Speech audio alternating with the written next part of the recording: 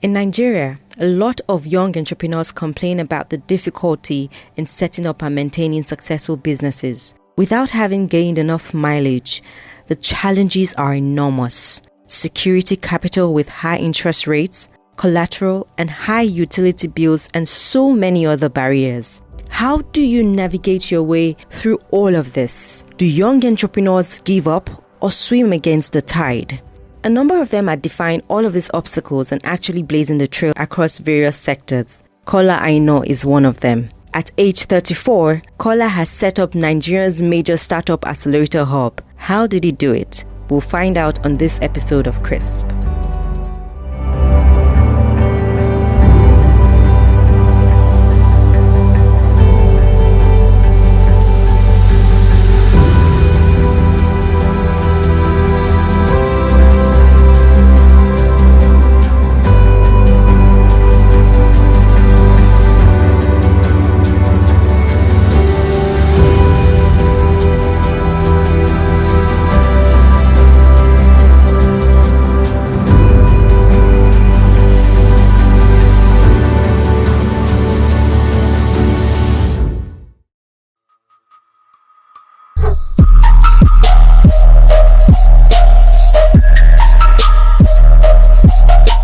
Thank you so much, Kola Aina, for joining us on Chris. It's nice to have you. Thanks for having me.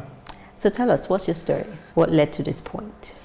Well, I guess a couple of fortunate steps, lots of hard work, and I guess some conviction about what future one wanted for oneself.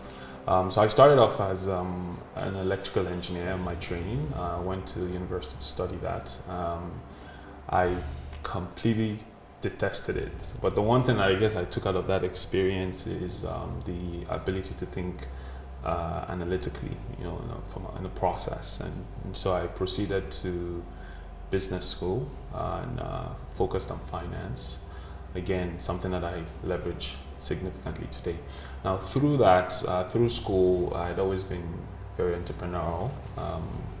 Grew up in a home where my dad was the archetype entrepreneur, and so I knew going to work with him on Saturdays, going to work on Sundays, and so from a very early age, the entrepreneurial spirit was sort of drummed into me, and hard work as well.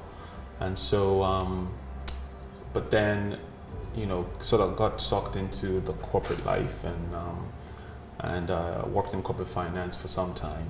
Again, very important experience, an opportunity to learn, how a big corporate operates. So I did that for a few years in the US. I worked for an engineer for a short time, as an engineer for a short time as well.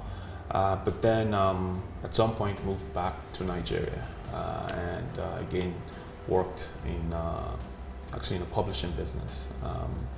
But all through that, I sort of knew this wasn't what I wanted to do. I'd always wanted to be an entrepreneur and solve some kind of problem.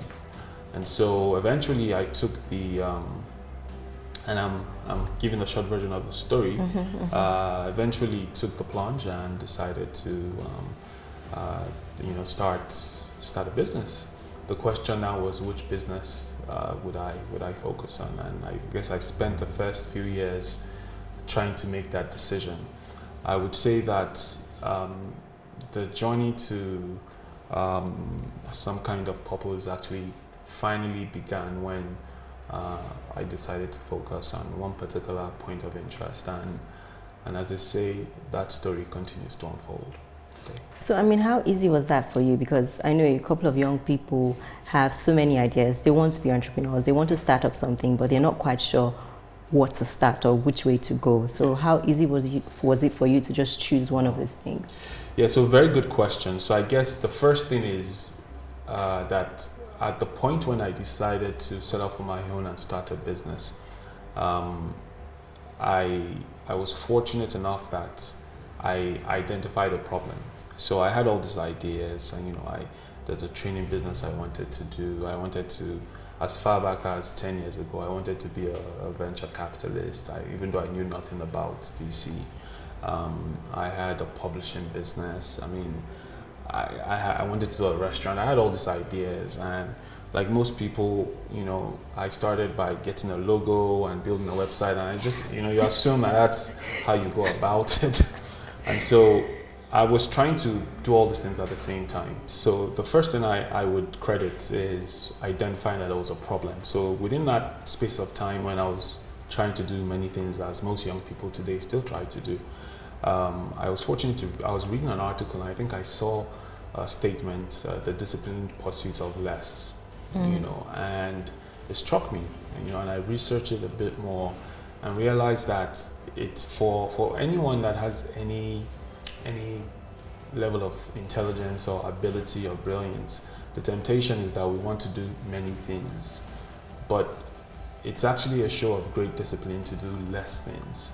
And if you want to excel or be excellent, you really have to focus on one thing. And I tell young people, point to anyone that has success that can be reckoned with. You would not see people that were doing several things at the same time. People typically look at the end of the story and say, oh, but he's doing this and that. But that's because they did one thing for a long time and then could leverage and do other things. Now, outside of that, there was some pivotal moments and I guess things that I would credit. So first of all, there's a book I read for the first time about 10 or 11 years ago called Purpose Driven Life by Rick Warren.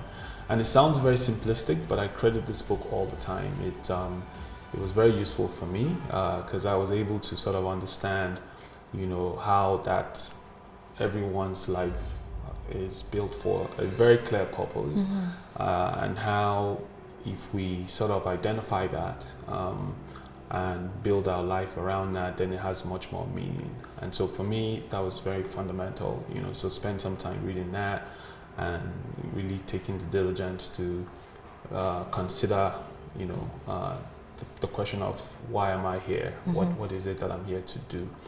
And so the moment, after that certainly gives you a certain level of urgency, and then you go, oh my God, this is why I was put on this world. And so I think for most young people, doing that is very, very crucial. And then once we do that and we have that clarity, the ability to then focus and be long-term oriented is also very important. So I'll credit, first of all, identifying that I wasn't going anywhere with doing too many things, and then secondly, being able to understand what my purpose was. I would credit that as the two fundamental things that helped. Okay, let me just bring it home a little bit now. Sure. So there's a young lady who works in my office now. She has an 8 to 5.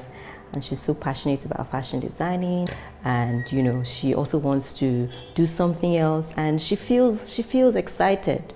How would you advise her to handle it? Okay. Basically. So first of all, the first question I would ask is, have you spent time to consider what your purpose is? Because so you find, first of all, not everyone is cut out for entrepreneurship, and neither is everyone cut out for paid employment. So I think the first question people have to try to answer fundamentally is, what am I cut out for?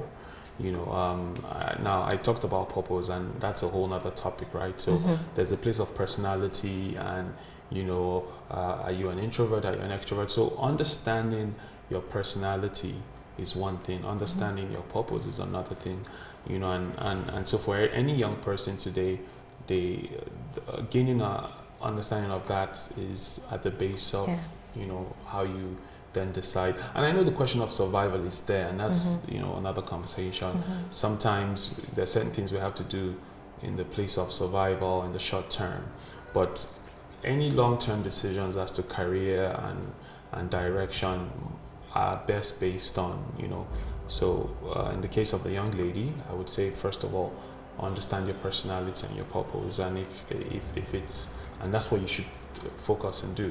I would strongly discourage, and I know this is a very controversial topic, if you desire to be excellent at work or in your business, you have to focus on it.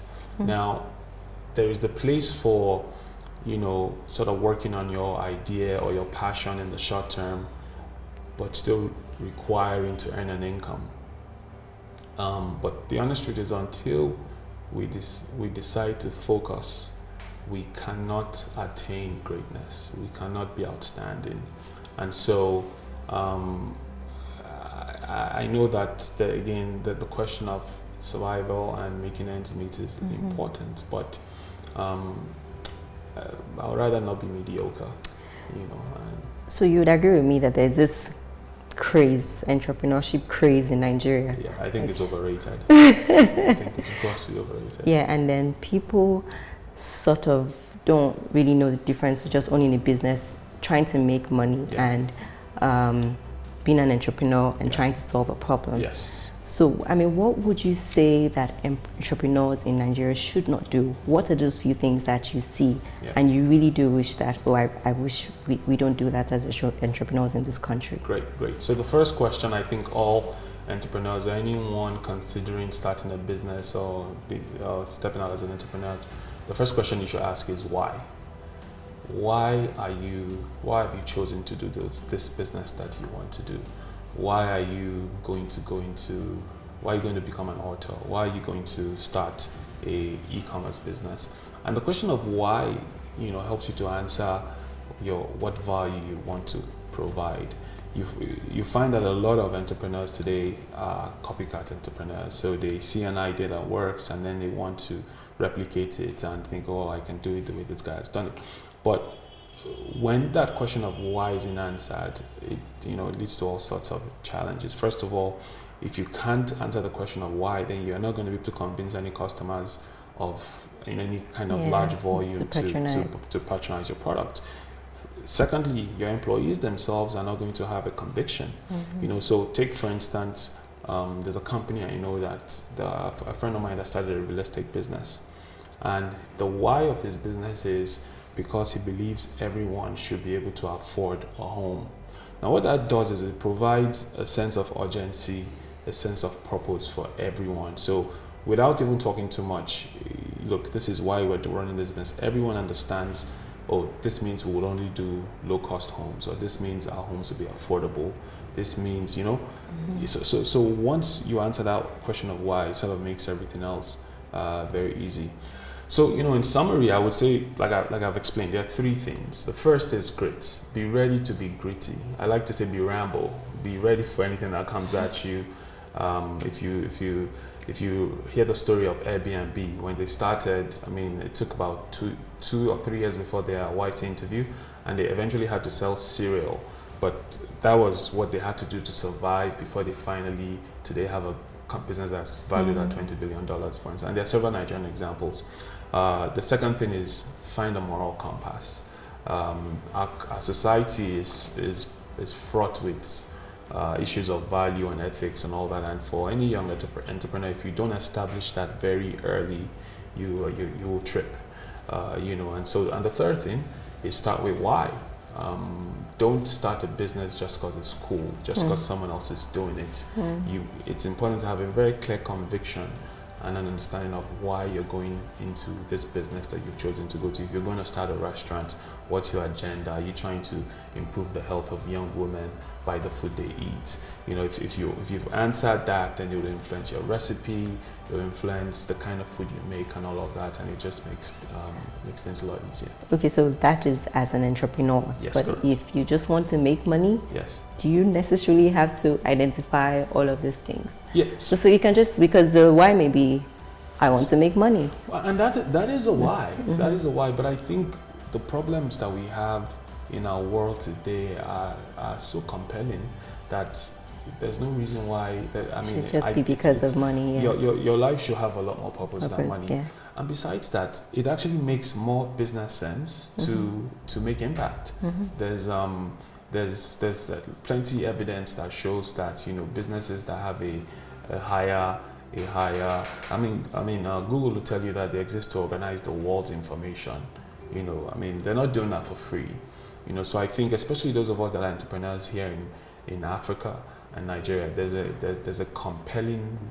are compelling issues that we have to resolve, and if we solve those problems, you can get rewarded financially. Hi, I'm Anita KDG. Thank you so much for watching that episode.